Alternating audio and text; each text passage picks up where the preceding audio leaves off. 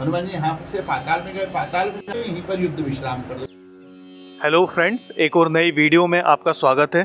अभी सुबह के 6 बज रहे हैं और हम निकलने वाले हैं उल्टे हनुमान जी के दर्शन करने के लिए। तो मैं अपने घर से निकल चुका हूं और सांवेर पहुंच चुका हूं अपने दोस्त कैलाश वैरागी के साथ। उल्टे हनुमान जी का ये मंदिर मध्य प्रदेश के इंदौर जिले के सांवेर गांव में स्थित है। उल्टे हनुमान जी का मंदिर इंदौर शहर के विजयनगर से लगभग 30 किलोमीटर की दूरी पर स्थित है। अगर आप उज्जैन की तरफ से यहाँ आना चाहते हैं तो आपको ये दूरी सेम पड़ने वाली है। उज्जैन से भी आपको लगभग 30 किलोमीटर की दूरी तय करके उल्टे हनुमान मंदिर तक आना होता है। तो आप सब लोग इस वीडियो को एंड तक देखिएगा, क्योंकि इस वीडियो में हम आपको मंदिर से जुड़ी हुई बहुत सी जानकारियाँ बताने वाले हैं। साथ ही हमारी पुजारी जी से जो बात हुई है इस मंदिर के बारे में वो भी आपको सुनवाएंगे। तो चलिए मंदिर के अंदर आपको दर्शन करवाते हैं और मंदिर के बारे में जो रोचक जानकारियां हैं उन्हें जानते हैं। उल्टे हनुमान जी के इस मंदिर को रामायण काल से जोड़कर देखा जाता है।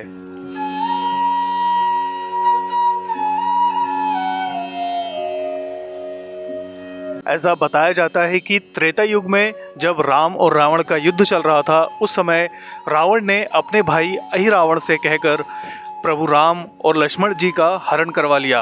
अहिरावण राम और लक्ष्मण जी को लेकर पाताल लोक में चला गया। जब इस बात की सूचना हनुमान जी को मिली तो उन्होंने पाताल में जाने का निश्चय किया, और जब वो पाताल में जा रहे थे उस समय उनका सर नीचे की ओर और पैर ऊपर की ओर थे। हनुमान जी ने पाताल में प्रवेश किया और राम और लक्ष्मण को अहिरावण से मुक्त कराकर वापस युद्ध में लेकर आए।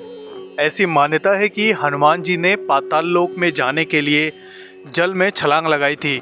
हनुमान जी ने जिस जगह पर छलांग लगाई थी उस जगह को अवंतिका क्षेत्र यानी कि आज की उज्जैन नगरी माना जाता है। हनुमान जी ने जब पाताल लोक में प्रवेश किया तब उनका एक छाया विग्रह यहाँ पर विराजमान हो गया, जिसे हम आज उल्टे हनुमान जी के नाम से जानते हैं और उनके दर्शन करते हैं। उल्टे हनुमान जी के मंदिर का निर्माण लगभग 200 से 250 साल पहले मल्हार राव होलकर के द्वारा करवाया गया था, लेकिन वर्तमान में इस मंदिर को सरकार के द्वारा ही संरक्षित किया जा रहा है। उल्टे हनुमान जी मंदिर में शनिवार और मंगलवार के दिन चोला चढ़ाया जाता है। मंगलवार के दिन यहाँ पर विशेष रूप से चोला चढ़ाने की मान्यता है। इन सभी नगाड़ों को आरती के समय पर इस्तेमाल किया जाता है।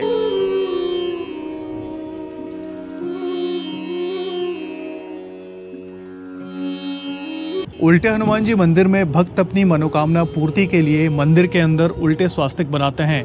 मनोकामना पूर्ण होने के बाद उल्टे स्वास्तिक को सीधा बनाया जाता है। अभी आप जिस समाधि के दर्शन कर रहे हैं ये टांट वाले खाकी बाबा की समाधि है। इस स्थान पर समय समय पर बहुत से सिद्ध संतों ने आकर भगवान हनुमान जी की पूजा और आराधना की है। इस स्थान पर खाकी बाबा के अलावा और भी बहुत से सिद्ध संत यहाँ आ चुके हैं, जिनके बारे में हम आगे पुजारी जी से जानेंगे। मंदिर में हनुमान जी की मुख्य प्रतिमा के साथ ही राम, लक्ष्मण और सीता जी की भी प्रतिमा विराजमान की गई हैं। ये सभी प्रतिमाएं बहुत ही सुंदर हैं। इनके दर्शन आप यहाँ आके कर सकते हैं। दोस्तों, इस मंदिर की एक और बहुत ही प्रमुख विशेषता है कि यहाँ पर जो सुंदर कांड किया जाता है उस सुंदर कांड को हवनात्मक रूप से किया जाता है। उसमें हवन की आहुतियाँ भी दी जाती हैं। उल्टे हनुमान जी मंदिर में भक्त अपनी मनोकामना पूर्ति के लिए यहाँ पर 3 या 5 मंगलवार हनुमान जी के दर्शन करने के लिए आते हैं। जैसा कि मैंने अभी आपको बताया कि इस मंदिर में हर मंगलवार और शनिवार को चोला चढ़ाया जाता है। तो अगर आप भी इस मंदिर में चोला चढ़ाना चाहते हैं तो आप यहाँ आकर पुजारी जी से बात कर सकते हैं, जिनका नाम पंडित नवीन व्यास जी है। इसे पंडित नवीन जी का पूरा नाम पंडित नवीन महेशकांत व्यास जी है। आज शनिवार का दिन है और हम शनिवार के दिन ही हनुमान जी के दर्शन करने के लिए आए हैं। अभी हनुमान जी का श्रृंगार किया जा रहा था और श्रृंगार होने के बाद भक्तों के दर्शन के लिए पर्दे को खोल दिया गया है। तो आप भी हमारे साथ साथ उल्टे हनुमान जी के दर्शन कीजिए। यहाँ पर हनुमान जी को जो चोला चढ़ाया जाता है वो बहुत ही सुंदर चढ़ाया जाता है, जैसा कि आप इस वीडियो में देख सकते हैं। साथ ही भगवान को भोग प्रसादी भी बहुत अच्छे तरह से लगाई जाती है, जिसके दर्शन आप इस वीडियो में कर सकते हैं। उल्टे हनुमान जी के मंदिर में हनुमान जी को उन सभी प्रसादियों का भोग लगाया जाता है जो उन्हें प्रिय हैं। हम सभी लोग हनुमान अष्टमी के बारे में जानते हैं। हनुमान अष्टमी को हनुमान जी का एक विशेष दिन माना जाता है। हनुमान अष्टमी के पर्व की शुरुआत भी इसी स्थान से हुई है, जिसे आज विश्व भर में हनुमान अष्टमी के नाम से मनाया जाता है। उल्टे हनुमान जी मंदिर में हनुमान अष्टमी के दिन बहुत बड़े मेले का आयोजन किया जाता है और यहाँ पर बहुत सी पूजा और हवन भी किए जाते हैं। उल्टे हनुमान जी मंदिर से जुड़ी हुई कुछ जानकारियाँ हमें पंडित नवीन व्यास जी से भी मिली हैं, तो आइए आपको सुनवाते हैं पंडित नवीन व्यास जी से हमारी जो बातचीत हुई है और उन्होंने इस मंदिर के बारे में हमें जो जानकारियाँ बताई हैं। आपका शुभ नाम क्या है पंडित जी? मैं यहाँ पे मुख्य पुजारी, शासकीय पुजारी पंडित नवीन महेश कांत व्यास। हनुमान जी जो है यहाँ पर, सबसे पहली बात मैं आपके चैनल के माध्यम से बतलाना चाहूँगा कि हनुमान जी यहाँ पर विश्व का एकमात्र स्थान है जहाँ हनुमान जी स्वयंभू रूप में, अर्थात हनुमान जी किसी ने स्थापना नहीं करी है। दूसरा, यहीं से एक पर्व प्रारंभ हुआ जिसको हम कहते हैं हनुमान अष्टमी। तो जहाँ पर भी मालवा अंचल में आज हनुमान अष्टमी का पर्व मनाया जा रहा है, वह यहीं से प्रारंभ हुआ है। मैं आपके माध्यम से बतलाना चाहूँगा लघु रूप में कि जब राम जी और रावण का युद्ध हो रहा था, उस समय रावण का भाई अहिरावण था। तो अहिरावण ने राम जी और लक्ष्मण जी का अपहरण कर उन्हें पाताल में लेकर गए। जब पाताल में लेकर गए तो हाहाकार मची कि जब राम और लक्ष्मण ही रहेंगे तो हम युद्ध किसके नेतृत्व में लड़ेंगे। तो सबने हनुमान जी से प्रार्थना करी कि भगवान अब आप ही, कहा गया ना कि कौन सा संकट मोर गरीब को जो तुम सो नहीं जाते है डारो, बेगी हरो हनुमान महाप्रभु जो कुछ संकट होए हमारो। तो हनुमान जी महाराज से जब प्रार्थना करी तो हनुमान जी महाराज जैसे हम जल में गोता लगाते हैं उल्टे होकर सिर के बल, ऐसे ही हनुमान जी महाराज ने अवंतिका तीर्थ उज्जैन से जल में गोता लगाया सिर के बल उल्टे होकर। तो जब हनुमान जी पाताल में गए उल्टे होकर तो उनका एक जो छाया विग्रह था, प्रतिबिंब स्वरूप था, वह यहाँ पर स्थापित हुआ। हनुमान जी यहाँ से पाताल में गए, पाताल में जाकर उनकी भेंट उनके पुत्र से हुई जिसका नाम था मकरध्वज। हनुमान जी महाराज का मार्ग रुका। हनुमान जी ने पहले पूछा कि आप कौन, तो पहले उन्होंने अपना परिचय बताया कि जो अहिरावण है उनका द्वारपाल है। तो कई जगह सापेक्ष कथाओं में यह भी निकलता है कि हनुमान जी और उनके पुत्र के बीच में युद्ध हुआ। हनुमान जी जब उसे परास्त न कर पाए, वध करने के लिए आगे बढ़े, तो उन्होंने देखा कि यह तो बाल रूप है, यदि इसका वध करूंगा तो इसके माता पिता को शोक व्याप्त होगा। तो उन्होंने कहा कि यार तुम संतान किसकी? तो उन्होंने भी बड़े हर्ष से कहा कि यदि आप मेरे माता पिता का नाम जानोगे तो यहीं पर युद्ध विश्राम कर दोगे। उन्होंने कहा कौन आपके माता पिता? तो उन्होंने कहा हमारे पिताजी का नाम हनुमान जी है। हनुमान जी चकित हुए कि मेरा पुत्र कैसे हो सकता है। उनकी माता, उन्होंने कहा कि भगवान आप जब लंका गए थे और लंका को जलाया था तो आपकी पूंछ जो है वह सिंधु अर्थात समुद्र में बुझाने के लिए कूदे थे, तो आपके शरीर से जो पसीने की एक बूंद सागर में गिरी उसको मैंने ग्रहण करा, जिससे इस संतति की उत्पत्ति हुई। हनुमान जी ने अपनी संतान को आशीर्वाद दिया। तत्पश्चात अंदर गए। अंदर जो अहिरावण था उसे यह वरदान था कि जो चारों दिशाओं में चार दीपक है जो इन्हें बुझाएगा वही मेरा वध कर सकता है। हनुमान जी ने सुंदर पंचमुखी रूप धारण करा जो हमारी प्रकृति को भी दर्शाता है। हनुमान जी ने पंचमुखी रूप धारण कर चारों दिशाओं के चार दीपक बुझाए, जब से हनुमान जी के सामने चौमुखा दीपक लगाने का विधान भी प्रारंभ हुआ।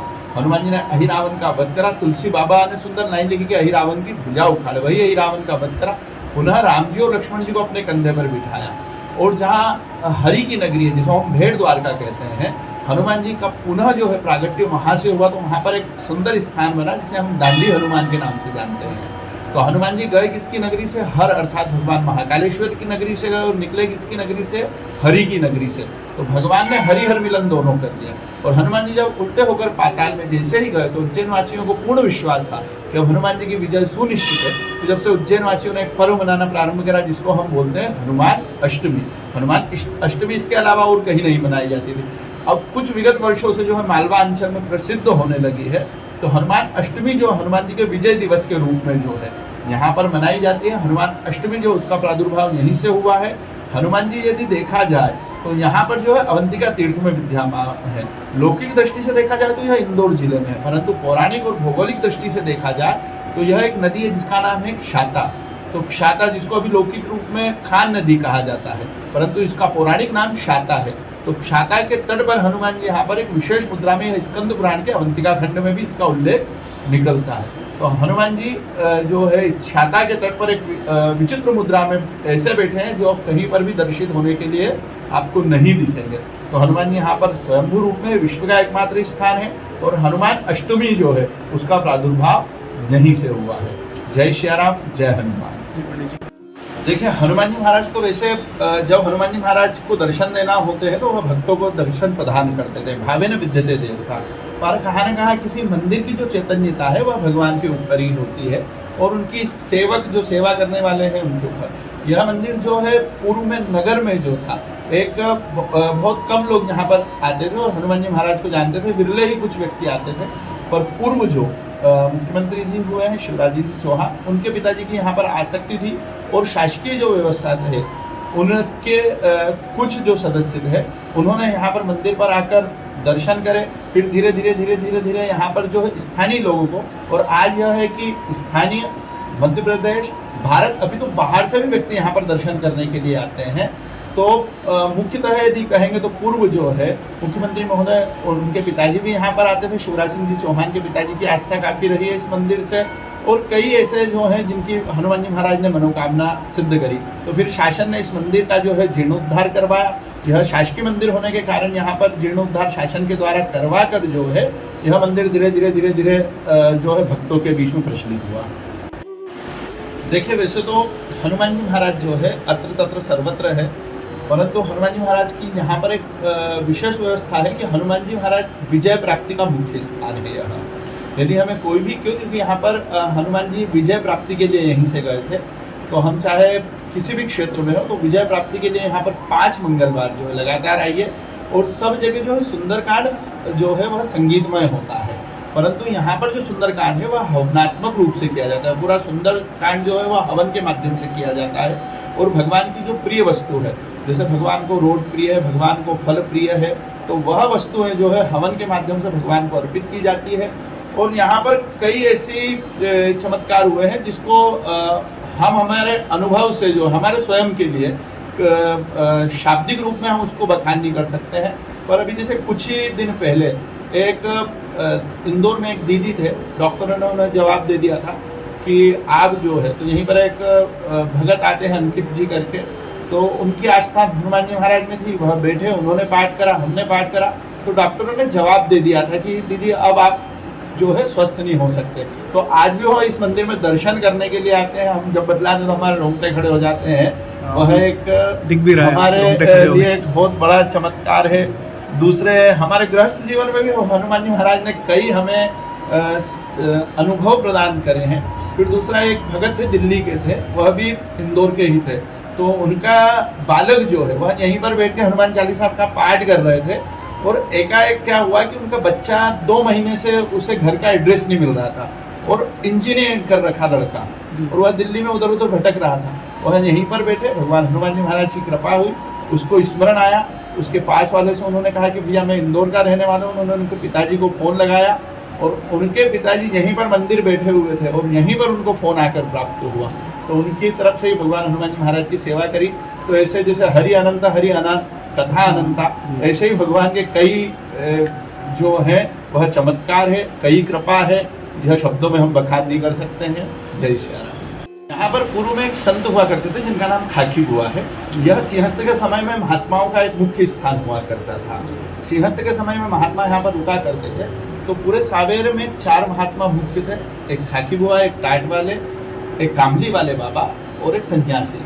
तो कामली वाले बाबा जो है संकट मोचन हनुमान पे, टाट वाले जो बाबा थे वह बड़े हनुमान जी, और खाकी बुआ जो है वह यहाँ पर निवास करते थे। उनके अंदर इतनी चैतन्यता थी कि बीच में पहले ब्रिज नहीं हुआ करते थे, तो यहाँ पर जो है वह अपना उपवस्त्र जो है वह उसको नदी पे डालते थे, नदी इधर से उधर पार कर लेते थे। यह पूर्व समय के जो वरिष्ठ व्यक्ति उन्होंने प्रत्यक्ष भी देखा है, तो वह यहाँ पर निवास करते थे सिद्ध संत। जी हाँ। तो जब आप और हम शरीर से मोह करते हैं, संतों का शरीर से मोह नहीं होता है। जब उनका एक समय होता है तो वह स्वतः ही अपना शरीर जो है त्याग देते हैं या समाधि रूप ले लेते हैं। तो यहीं पर वह जो खाकी बुआ थे, जो सन्यासी थे, उन्होंने जीवित जो है समाधि यहीं पर ली है, उनकी ही समाधि है। धन्यवाद पंडित। इस मंदिर में पुजारी जी से हमारी जो बात हुई हमने आपको सुनवाया। पुजारी जी बहुत ही सज्जन व्यक्ति हैं, उन्होंने हमें बहुत अच्छे से इस मंदिर के बारे में सारी जानकारियाँ दी। मंदिर के बाहर आपको शिवलिंग और नंदी महाराज के दर्शन भी होते हैं। ये दोनों प्रतिमाएं काफ़ी प्राचीन प्रतिमाएं हैं। इसके साथ ही यहाँ पर एक पीपल के पेड़ के नीचे आपको हनुमान जी महाराज का मुद्गल और एक छोटी सी प्रतिमा भी देखने को मिलती है। तो दोस्तों, आपको हमारी ये वीडियो कैसी लगी आप हमें कमेंट करके ज़रूर बताइए, क्योंकि इससे हमें इसी तरह की और भी वीडियोस लाने का मोटिवेशन मिलता है। तो हम आपको मिलते हैं इसी तरह की एक और नई वीडियो में। तब तक के लिए जय सिया राम।